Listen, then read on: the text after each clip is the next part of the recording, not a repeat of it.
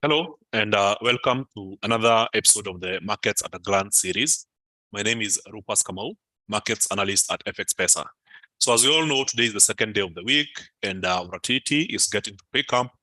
We are yet to hit the most anticipated news for the week. So there's still some good time to prepare for the oncoming sessions. So right now, in the Market at a Glance series, we are basically looking at what might happen in the next session, and this is basically the New York Open. So among the key highlights is that we have quite a number of earnings that are coming up. The earnings for Microsoft as well as Google, they will be expected after the market close. So we don't expect much volatility at the market open. So unless there is a lot of speculation on the outcome of the earnings, for now, I think we won't be having as much volatility for both Microsoft as well as Google. Of course, if you're very new to this, then you know that Google shares are basically called Alphabet, which is the mother company that owns Google. So besides these, there'll be more earnings, which will be reported within the session. I'll give you a brief highlight of the earnings we are expecting. So one, we'll be looking at 3M company, Alaska Air, Albertsons, Daniels, Ashland, Denson, Biogen, Calmain Foods, Canadian National Railway, Shab, Corning, Danaher, Dover, the Dow, or the Dow Jones Company, GE Healthcare, General Electric, General Motors, Invesco, Kimberly-Clark, Lamb Weston, Moody's, MSCI, Nextra Energy, Nextra Energy Partners, Nucor, NVR, PacWest Bancorp, Poulter Group, Sherwin-Williams, Snapchat, Spotify, Texas Instruments, TransUnion, Universal Health, Verizon Communications, Visa Waste Management, West Fraser, and of course, Xerox. Some of these stocks are quite popular, and they have been making the news for the last couple of months. Just to give you a highlight, a company like Waste Management was among the few companies that was held by the big short investor, that is Michael Burry. So it's a company of interest, and of course the valuation 1.54 makes a lot of sense. The expectation. Visa and Verizon Communications for basically online banking. We also be looking at Texas Instruments in the semiconductor industry. In terms of social media, we'll be looking at Snapchat. We'll also be looking at Spotify in tech. Then PacWest Bancorp was among the stressed banks during the recent banking crisis. So these are some of the companies that you might want to look into the earnings to get a better picture of what's currently happening in the US stock market, and of course, with a bigger angle on how the economy is performing.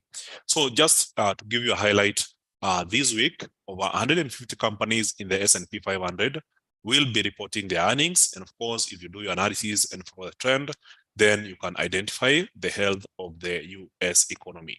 So besides this, if you look at the economic calendar, we don't have much happening. So most of the major economic news were happening yesterday when we were looking at S&P Global Manufacturing as well as services PMI, which largely came in negative with one slight difference being the flash manufacturing PMI for the US, which came in at 49.0, still within contractionary zone, but a little bit higher than the previous reading. For most other readings, they were contractionary, with services being on the expansionary side, but slowing down to 52.4 from the previous reading of 54.4. So today, we didn't have much news. I remember looking at this in the morning. Bank of Japan core CPI being at 3.0%, slightly slower than the previous reading of 3.1%. And of course, German IFO business climate slowing down to 7.3 from the previous reading of 88.6. So as we head into the New York session, I think the most important news will be the Conference Board Consumer Confidence Survey, which is expected at 5 p.m. And of course, the Richmond Manufacturing Index. So these two data points may have some impact in the markets. And of course, they could increase some volatility in USD pairs and of course, USD equity indices. As for the housing price index for the US, just came in at 4 p.m. at 0.7%, which is basically the same level as the previous month. We were expecting the housing prices to slow down to by 0.6%, but in this case, it's an increase of 0.7% in the month of June, which is basically indicative of more pressure and, of course, a tighter housing market. So with that in mind, then we know that the rest of the market will be technical price action territory. And of course, more volatility is expected tomorrow when we have some of the major news coming up. So early in the morning, we'll be looking at the inflation data coming in from Australia. So in the previous reading, inflation was at 5.6%. We expect this to slow down slightly to 5.5%. So quarter over quarter change is expected to be at 1.0%. So this will also be significant to know what happened between the month of April and June in Australia. So if prices relatively went up by about 1.0%, then we'll be within our expectation of 5.5%. However, if it's higher than expected, then this could be a challenge for the Reserve Bank of Australia. And of course, we could be expecting some further tightening if inflation happens to be stronger than expected. So besides these, most important news for the day tomorrow will be the FOMC statement, the federal funds rate, and of course, 30 minutes later, the FOMC press conference. So for those who are not familiar with the issue, we know that the Federal Open Market Committee, or FOMC, is the committee that sits like 8 months in a year. And when they sit, they look at the data coming from the US economy, and then they make a decision on a monetary policy, which involves basically voting for interest rate decisions. So in this case, we're expecting that the Fed will vote for a 25 basis point hike, which would increase the upper limit of US interest rates from 5.25% to 5.50%. So the overall effect of this has been quite the same for the last number of hikes. It has had a very strong effect and positive effect on the dollar. So every time the Fed has hiked in interest rates, we have continuously seen the dollar strengthen against other currencies. And at the same time, last year, it was quite weakening for equities. But this year, even if there is a higher interest rates, the equity indices have been rising at the same time. So in this case, there's quite a big difference with the other interest rate hikes. The big difference is that a lot of investors are expecting that this is the last rate hike by the Fed. So in this case, it may be already priced in. So when something is already priced in, you expect the opposite reaction in the market. So if the Fed goes for another 25 basis point hike, instead of the dollar strengthening, there's a good chance we will be seeing the dollar starting to weaken against other currencies. And of course, for equities, we could see them continuing to rally higher as a result of the Fed pausing interest rate hikes. So the most important point or focus for investors will be the FOMC press conference, where the Fed chair, Jerome Powell, is due to issue a speech tomorrow at 9:30 p.m. And on the speech, he will be clarifying on the potential for further rate hikes, holding rates level, or even cutting interest rates. And he will be indicating the data that they are looking at in order to make such a decision. So if there is a hawkish Fed, meaning that they are looking to tighten policy further, then in that case, the dollar could strengthen. But if they say that they are significantly within expectations and they are not looking to implement any more rate hikes, then as a result of that, we could be seeing the dollar continue to weaken against other currencies. But then for equities, the overall expectation is that they continue trading higher. So that's it for the FOMC press conference tomorrow. That's what we're expecting. Of course, we have to wait until the data happens. We wait until we see the press conference, follow through closely and live. And once we understand what the Fed chair is saying, then we will be able to respond in the market from an informed perspective. So with that aside, now we know what you're expecting in the economic calendar, as well as in the earnings calendar. Now looking at the charts, there's quite a number of issues to be concerned with. One, gold has had 4 straight days that it has been moving downwards. Despite the swings up and then down, you can see for this particular day, it crossed lower. Then on Friday, crossed even lower. Monday, yesterday, kept pushing lower. Today in the morning, we started with a big spike upwards, and I was expecting that gold would find resistance from this trend line emerging from the last 2 days. It happened that gold was unable to break this level. So eventually it kept pushing down, and we actually retested the day's low just about 2 hours ago. But then from what we are seeing in the price action here is a strong rejection of lower prices in gold. So immediately after the big shot downwards, there was a strong rejection and the candlestick closed higher. So now it shows some level of indifference in the markets, but still, if you look at the tails from the last candlestick and the other candlestick, it indicates that there is a possibly more rejection from the lower side, and we could be seeing prices starting to move strongly upwards. So in this case, the last 2 hours price action is indicating of rejection of lower prices. So there is a good chance we'll be seeing some further upside happening in gold. So if you have any questions or comment, feel free to type them in the live comment section, and I will be responding to that right away. So as for Brent oil, after having this bounce happening, even though it struggled to identify the bounce here, where the market was consistently showing signs of bouncing, eventually there was this strong rejection and the price went up, kept going up. Then on Monday, rallied all the way to $82.87 per barrel. Then today you can see it's some form of pullback. And early in the morning, we were speculating that the price would pull back to at least the previous high of $81.5 per barrel. So far, the price action has not been very bad. So the market has been unable to break yesterday's high of 82.87.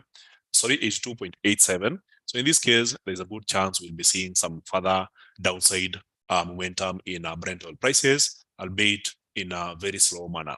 So from what we are seeing in the 50 minutes chart, it's more of a consolidation. So I wouldn't say it's a straightforward drop. So what we are seeing here, the price moving up and down within a very tight range, but with more pressure to the downside. So we don't expect much of a momentum until we get to the FOMC announcement tomorrow, which is expected to cause all manner of volatility in the markets. So I'm just checking to see if there's any questions coming from you guys, so I can respond to them live. So far, I don't see any questions or comments. So we proceed.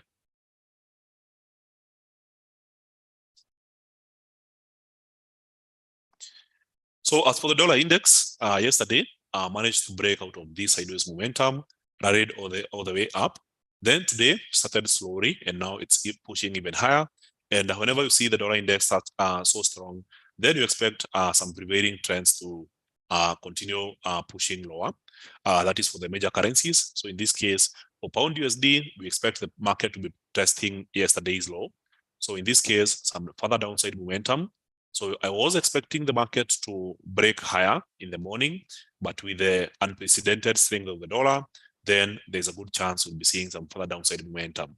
So in this case, a very short-term and immediate target of 1.27986 seems very important for the pound, but still you have to be conversant with this area and the potential for market bouncing off from this area. So it's an area from the forward chart that has been holding on quite well as a support. And of course, as a previous high, we could be seeing the market bouncing off this area. So this may explain why we have smaller candlesticks, rejection of lower prices, and potentially the market attempting to push higher. So for now, there's a downside momentum, but I don't think the downside momentum will last for longer. So as for Euro USD, seems like a very strong bearish momentum in an attempt to retest the previous high. So this area that was acting as resistance may be acting as support today at 1.09987. So some further downside momentum for Euro USD is expected as long as we continue seeing a strong dollar. And of course, for the strong dollar, it's also attempting to break the flag that we have had in USD JPY. And of course, if we break this trend line, then the target becomes the most recent high, around 141.945. So as for USD CAD, we managed to identify this strong bounce early in the morning. And since then, the market has been straightforward moving upwards. And now our recent target of 1.32295 seems in line. So it seems like the market is continuing to move this way, and there's a good chance we will be retesting this area before the end of the day. So for AUD USD, which has been one of the weakest currencies, clearly it made a very strong attempt to move higher. So you are expecting further upside momentum to around 0.68071, but from the current price action, it's indicative that the market is unable to push higher. So now we start changing direction and start looking at the effect of a strong dollar, and today's low may now be the target for our USD traders. In this case, we're expecting that the market was unable to break this level and move higher. So now we are looking at the market breaking back downwards to 0.67249. So as for US equity indices, this is what we are seeing. A market that was trading within a triangle. This is the NASDAQ 100. Attempted to push up, and now the volatility is almost dead. But as we head into the New York Open, there is a good chance we could be seeing a burst of momentum. And of course, if you get strong earnings, then the chances for the NASDAQ running to 15,600 becomes quite likely. So for the US 500, which is the S&P 500 index, also we had quite some good momentum yesterday. Today, it looks like mixed signals, market going down and then up and then down within a tight range. But still, I'm expecting some bullish momentum, especially once we get the first couple of earnings at market open. And of course, more earnings will be reported at the market close. So for now, it seems like the market is not making much of a significant move. A majority of the volatility is expected tomorrow once we get the FOMC press conference. So in this case, this is what we are working with. And it's a market that is basically relatively consolidating. So we don't have much happening here. So a big swing up, big swing down, big swing up. And now it seems like the market is swinging back downwards. As for the US30, it has been also trading within a tight flag, attempted to break towards the upper side, failed to continue that momentum, pull back downwards, and now we are looking at a potential support where the market may change direction and jump higher. So it's important to observe these two areas and look for signs of a break. So in this case, for this one, we have to adjust our trend line to the new reality or to the most recent swing, and our most recent swing is all the way up this way. So it's still sideways momentum, but we basically say the markets are muted until we get more volatility coming from the FOMC press conference tomorrow. So as for the French 40, in the morning, we identified the red candlestick, indicating a strong entry by sellers. The market struggled to continue downwards. So it went back, retested the area, and it's now moving further back downwards. So our original analysis was right, though it took some time. So in this case, there's still a very strong potential that the French 40 index will continue trading back downwards. So the same case applied for the Eurostoxx 50. So we had a strong red candlestick here at resistance in the morning. So the market pulls back, retests the level, and now in the last 2 hours, we can see the strong bearish momentum for the day. So there is a good chance we will be seeing some further downside momentum, and perhaps this area will become an easy target for the Eurostoxx 50 traders. And of course, for the French 40 traders, we could be seeing the market retesting some previous low. And with the current level of volatility, around 73.15 might be a nice target. So that's it for the day. I don't think we have anything we have missed. So for New Zealand USD, attempted to make a rally, got to the resistance.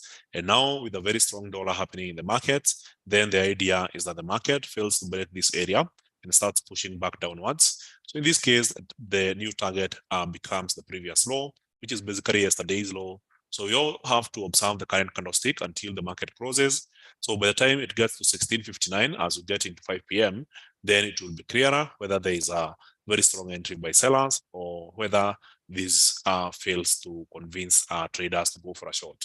So all you have to do is to be quite observant, be patient, and wait at the top of the hour to see if there's an indication that the price will keep on going downwards. So as you all know, these sessions are not a recommendation to trade. They are not investment advice, so you have to do your own due diligence. And of course, you have to always practice proper risk management. Good comment here from Francis. Hi Rufas, gold broke the consolidation experience earlier, but again, not back to it to retest. Do you think it's headed further down, or as you had projected in Telegram, will it go up any further? So I expect gold longer term to be moving higher. Remember, if the US stops hiking interest rates, then the overall expectation is that in this case, we start seeing gold make an impressive rally. So statistically or historically, whenever interest rates were held level, not being going up, in most cases, gold outperformed equities. So in this case, from what we are seeing is a price that is attempting to move back downwards, but then there's a strong rejection. This strong green candlestick has a very long tail indicating that lower prices are being rejected. So while we may be trading within this limit or within this channel, for the time being, the overall expectation is that gold prices continue to rise. So in this case, as you can see, there was a big drop and a very strong bearish trend. But now, after this strong momentum here, you can see that the most recent high for gold was quite a significant higher high. The last time gold was trading this high was all the way back in the month of May 17th. So now it's a market that is clearly forming higher highs. So with this pullback, it could present the right opportunity to go for a bullish position. So from the daily chart, this is how it looks like. So it's still an upward trajectory from September last year with a pullback here and a continuation higher. Remember, we hit a multi-year high recently here around 2085 before the market pulled back downwards, and now it's attempting to push back higher. So the idea is that we could be seeing the market continue to rally to a level of around $2,000 per ounce. But as per now, the current price action is indicative of bearish momentum. So that's why in the morning I had identified that this was a rejection level, and I was expecting the price to retest the daily low. So the price actually went down there, retested the area, and now after getting back to the upper side, we are seeing yet another swing happening. So it may not be clear on a higher time frame, but if you go to a smaller time frame like the 15 minutes chart, then you zoom out, then you'll notice the swing up, the swing down, the swing up, and now a swing down. However, overall, I'll be interested in a break.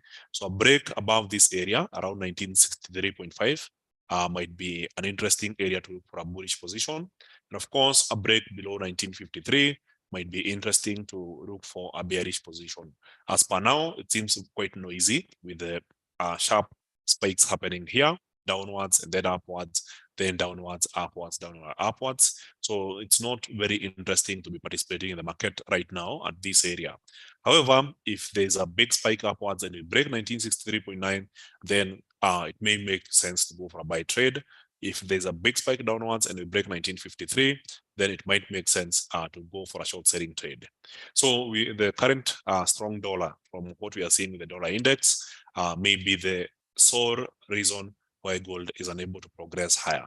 So here we are seeing a very strong dollar, and of course it's representing better trading opportunities in things like shorting the euro towards this target, shorting the pound towards this target. But then for other currency pairs, it's not the same. Or even going long USD card, targeting the previous resistance here, which is a little bit easier than trading this complication of swings up, down, up, down, up, down. So there's a good request from Khalil to check on Audi card on the 4-hour time frame. Euro USD trend. The Euro USD trend is quite clear. We expect the ECB to continue hiking interest rates. So of course we have the ECB decision happening on Thursday. So overall, I expect the trend in Euro USD to be bullish. So don't be blinded by the recent swing. The overall trend in Euro USD is moving higher. So from the most recent swings, we know that you've had some good support here. And of course, from the resistance, you know that we have been having some good resistance here. So even if we are seeing this strong downswing happening on the daily, this is literally 6 straight days that the market is pushing back downwards. But before that, we had 1, 2, 3, 4, 5, 6, 7, 8. So 8 straight days going up, 6 straight days going down. But overall, the trend is bullish. So if the Fed tomorrow says that this is the end of rate hikes, and the ECB on Thursday says that they are going to continue tightening and hiking interest rates, then in that case, we expect the overall trend for Euro USD to be bullish. So even if we are seeing this form of pullback, the overall idea is to go for long positions in both Euro USD and of course for Pound USD. So even on Pound USD, if you check on the daily, we have had quite a number of days. This is the 8th day that we are seeing the pound losing to the dollar, but this might be the end of the correction. Notice how these corrections happen, and then a bullish momentum comes back.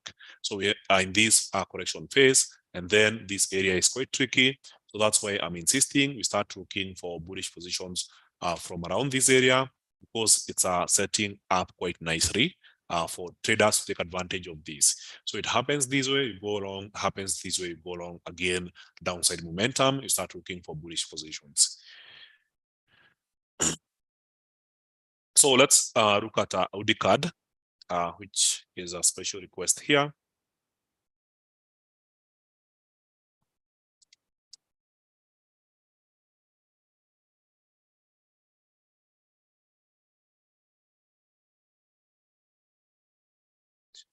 So the forward chart is the point of contention here.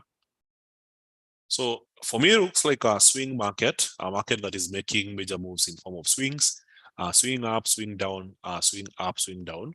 But now it seems like the volatility is slowing down. Then from these swings, you can identify some key price levels, like this was a major support level. Sometimes you just have to mark these prices so that if they are relevant at any point in your analysis, you can use them. So these are most recent swing. This swing here seems technically significant. And of course, this other swing here. And of course, if you zoom to the most recent price action, you can see that the swing high here is the last week's high. And of course, last week's low might be quite significant for the markets this week. So after attempting to go down and failing and jumping up higher, we are seeing quite a strong Australian dollar compared to the Canadian dollar. So with this in mind, if you go to a smaller time frame, in this case, the 1 hour chart, then this is what we are seeing here. So a market that is attempting to break that trend line in search of forming higher highs. So in this case, I would say that yes, the market is on a strong bullish momentum, has already broken that trend line and is now currently retesting. So in this case, I would be quite observant and patient around this area to see if there's any more evidence of further bullish momentum. So if there's any more evidence of further bullish momentum, then you might want to think of last Thursday's high as a nice target. And of course, if the market is unable to continue pushing higher, then today's low could be a target. So just be patient and wait and observe these two price levels and see what direction the market will be taking, especially in the next 1 or 2 hours.